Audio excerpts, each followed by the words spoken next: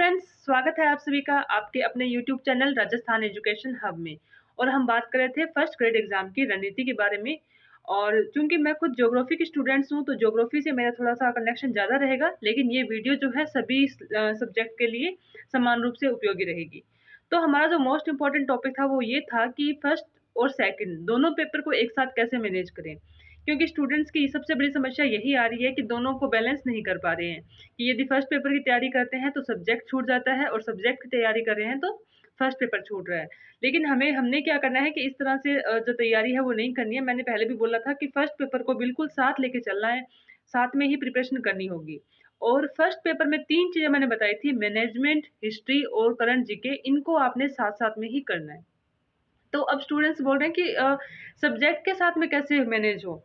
तो आपका जो भी टाइम टेबल है, उस टाइम टेबल को आप बाँट लीजिए। यदि आपके पास दिन में 6 घंटे पढ़ने को मिल रहे हैं, तो उन 6 घंटे में से आप अपने 4 घंटे जो हैं, वो सब्जेक्ट को दीजिए, और 2 घंटे जो आपके पास होते हैं, वो आप अपने फर्स्ट पेपर को दीजिए। अब मैं अपनी बात करूँ तो मेरे साथ भी पहले यही प्रॉब्लम होती थी कि मैं सब्जेक्ट पढ़ने बैठती थी, तो सिर्फ़ सब्जेक्ट में ही मेरा इंटरेस्ट रहता था। तो इसलिए मैंने क्या किया कि मैंने सुबह उठते ही सबसे पहले मैं फर्स्ट पेपर को 2 घंटे देती हूँ।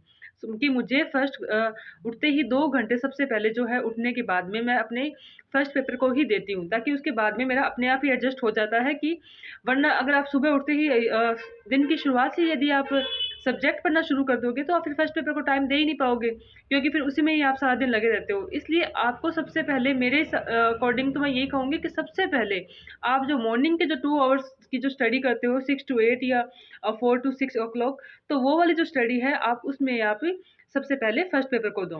तो यहाँ पे आपकी जो समस्या है वो खत्म हो जाएगी, और धीरे-धीरे जब आपका सिलेबस कवर होने लगेगा, तो आपको खुद को इंटरेस्ट आने लगेगा सब्जेक्ट को फर्स्ट पेपर को भी पढ़ने में। तो इस तरह से ये आपकी जो प्रॉब्लम है ये सॉल्व हो जाएगी, कि पहले उठते ही हमने फर्स्ट पेपर पढ़ना है, और उसके बाद में टोटल डेज़ आपके पास है। इसमें भी आप डिवाइडेशन कर सकते हैं। जैसे सब्जेक्ट पढ़ रहे हो, तो सब्जेक्ट के साथ में आपने रेगुलर टेस्ट भी देने हैं, रेगुलर आपने एमसीक्यूज़ करने हैं, ये भी साथ-साथ में रखिए। क्योंकि पेपर में क्या होता है कि हमें नेगेटिव हटाने नहीं आते। हमें सिर्फ़ ये आता है कि हमें कौन-कौन से पर्सन करने हैं, लेकिन इससे सिलेक्शन नहीं होता। सिलेक्शन इससे भी होता है कि हमें कौन-कौन से क्वेश्चन छोड़ने हैं। इनका भी हमें बहुत अच्छे से ध्यान होना चाहिए। अब देखिए, रिवीज़न की यदि हम बात करते हैं, तो जब हम रिवीज़न करते हैं और रिवीज़न यदि हमारा अच्छे से नहीं होता है, तो इसका सबसे बड़ा नुकसान क्या होता है कि जब कोई क्वेश्चन हमें पेपर में मिलेगा, तो हमें ये होता है कि ये पढ़ा हुआ तो है। अब उस पेज पे आ जाते हैं, माइंड में हमारे उस पेज की इमेजिनेशन होती है कि हाँ, मेरे नोट्स के उस पेज पे ये कुछ ऐसा क्वेश्चन है। क्योंकि हमने उसको ढंग से रिवीज़न नहीं किया, तो वो हमें कंप्लीट तो याद है नहीं। और ऐसे क्वेश्चन हमें बहुत ज़्यादा डिस्टर्ब करते हैं, या हमारे बहुत ज़्यादा नेगेटिव वही क्वेश्चन करवाते हैं, कि जिनको हमें ये तो होता है कि हमने पढ़ा है, लेकिन ढंग से हमें याद नहीं होता है। तो उस वजह से क्या होता है कि ऐसे क्वेश्चन ही हमारे पेपर में ऑलमोस्ट खराब होते हैं, गलत होते हैं, जिनको हम ये मान के चलते हैं कि नहीं, ये तो मेरा सही ही होगा। बाहर आने के बाद में पता चलता है कि वो क्वेश्चन बहुत सिली मिस्टेक्स जो होती है, ऐसे क्वेश्चंस में ही होती है। तो सबसे इम्पोर्टेंट ये बात थी कि हमें ध्यान रखना है। अब ये दूसरा क्वेश्चन जो होता है वो ये होता है कि एग्ज़ाम की डेट, कि एग्ज़ाम की डेट तो है नहीं, अभी कब पेपर कब होने वाला है, या अभी कोई एग्ज़ाम की डेट ही नहीं है, पता नहीं वैकेंसी भी आएगी या नहीं आएगी। तो मेरा मानना ये है कि इन चीज़ों में आप बिल्कुल भी ध्यान मत दीजिए। जहाँ तक मानना है, सुनने में आ रहा है मार्च अप्रैल तक वैकेंसी ज़रूर आ जाएगी, लेकिन अपना टारगेट क्या होना चाहिए कि मार्च अप्रैल तक हमारा सिलेबस रिटन में नोट्स कंप्लीट हो जाने चाहिए। कोई भी ऐसा नहीं होना चाहिए कि ये बिल्कुल नए नए सब्जेक्ट को टच कर रहे हैं, ऐसा नहीं होना चाहिए। जो नोट्स बनाने हैं अभी बना लो, एक-एक बार रिवीजन की भी कोशिश करो कि एक-एक बार आपका जैसे वैकेंसी निकलती है, वैकेंसी निकलने तक आपने एक बार रिवीजन ज़रूरी है, बहुत ज़रूरी। तभी आपका क्या होगा कि आपके ऊपर प्रेशर नहीं आएगा और आप आराम से पढ़ सकते हैं। यदि आपने ये वाला जो टाइम चल रहा है, इस टाइम को आपने वेस्ट कर दिया, तो आगे वाले टाइम में कुछ भी नहीं कर सकते। जब वैकेंसी आ जाएगी उस टाइम हमारे पास हम पे इतना ज़्यादा प्रेशर होगा कि हम उस चीज़ को हैंडल नहीं कर पाएँगे, और हमें ये रहेगा कि वो नोट्स कंप्लीट करने हैं, वो नोट्स कंप्लीट करने हैं। तो इसलिए मैं बार-बार आपसे कह रही हूँ कि वैकेंसी आने से पहले ये जो फरवरी और मार्च का महीना है, इनको आप डूब के पढ़ना है, खूब तैयारी करनी है। फरवरी तो पहले से ही छोटा है, 28 डेज़ का होता है, तो इसलिए इन दिनों को बिल्कुल खराब मत करें, फरवरी और मार्च। जम के पढ़ाई करो इन 2 महीनों में, जो भी सिलेबस है, जो भी नोट्स बनाने हैं, जो कुछ आपने करना है आपके हिसाब से, आपके अकॉर्डिंग आपको जो सही लगता है, जिस टीचर का सही लगता है, आप अपने हिसाब से कर लीजिए। वैकेंसी आने के बाद में नहीं होना चाहिए कि मेरा कार्टोग्राफी तो पूरा ही पड़ा है, मेरा राजस्थान ज्योग्राफी पूरा पड़ा है, मेरा इंडियन ज्योग्राफी पूरा पड़ा है, अब मैं उसको दोबारा से उसके नोट्स बनाऊँ, मैं कौन से टीचर्स के नोट्स लूँ? तो उस टाइम ये सवाल-जवाब नहीं होने चाहिए। यदि आपने अप्रैल या मार्च तक आपने ये सारा कंप्लीट कर लिया, तो आप एक बहुत अच्छी स्थिति में होंगे और आप मेंटली भी बहुत फ्री हो जाओगे इन चीज़ों से, और उसके बाद में क्या है, रिवीजन करने में आपको बहुत खुद को मज़ा आएगा और टेस्ट सीरीज भी आप अच्छे से हैंडल कर पाओगे। इसलिए मैं बार-बार कहती हूँ कि इन 2 महीनों में, मार्च और जो अप्रैल का महीना है, इनमें आप बिल्कुल भी टाइम वेस्ट मत करिए और ज़्यादा से ज़्यादा जो टाइम आप दे रहे हैं, अब अपने अध्ययन को ही दीजिए। बाकी सब चीज़ें छोड़ दीजिए। जो स्ट्रैटेजी लोग बनाते हैं कि 6 महीने की रणनीति, 5 महीने रणनीति, मैं तो कहती हूँ कि रणनीति बनाओ तो 7 दिन की बनाओ। 7 दिन, ये सोचो कि अगले 7 दिन मैं खूब मेहनत करूँगा। इन आगे आने वाले 7 दिनों में मैं खूब अच्छे से पढ़ाई करूँगा। तो 7 दिन का बनाओ टारगेट। फिर अब ये होता है कि टारगेट भी बना लिए। हमें होता क्या है कि हम जब भी किसी मोटिवेशन या किसी भी जॉब लगे इंसान को देखते हैं, फर्स्ट ग्रेड लेक्चरर को देखते हैं, परिवार में हमारे मिल जाएँगे हमें। तो उनको देखने के बाद हमें जुनून पैदा हो जाता है कि अच्छा ये ऐसे है तो हमें भी तैयारी करेंगे, हम भी ऐसे कर देंगे, ये कर देंगे, वो कर देंगे, इतने घंटे पढ़ेंगे, 4 बजे 3 बजे उठेंगे, 4 बजे उठेंगे, रात को 12 बजा देंगे। लेकिन रियलिटी में क्या होती है, सिर्फ 2 से 3 दिन ये रणनीति काम आती है। किसी को देख के आपको जो मोटिवेशन आता है ना, वो मोटिवेशन हमारे अंदर नहीं रहता। वो सिर्फ 2 से 3 दिन का मोटिवेशन है। असली जो मोटिवेशन होता है वो हमें सेल्फ से आता है, खुद से आता है कि हमें ये देखना होता है कि हमने क्या किया। हमारे पिछले साल हमने एक पेपर दिया, उस पेपर में हम कहाँ रह गए, तो हमारा जो कॉम्पिटिशन है सबसे नहीं है, हमारा खुद से है कि हमने कैसी तैयारी की थी। यदि आपने पिछले एग्ज़ाम में बैठे हो और जैसी तैयारी आपने पिछले साल की थी, वही तैयारी अगर अगर उसी स्टाइल में आप तैयारी कर रहे हो, तो आपका रिज़ल्ट भी वैसा ही आएगा जैसा पिछले साल आया था। तो कहते हैं ना, इरादे मत बदलो, तरीके बदलो। इरादे मत बदलो कि आपको फर्स्ट ग्रेड लगना था पिछले साल, इस साल भी फर्स्ट ग्रेड ही लगना है। हमारे इरादे सेम हैं, लेकिन हमने क्या बदलना है, तरीका बदलना है।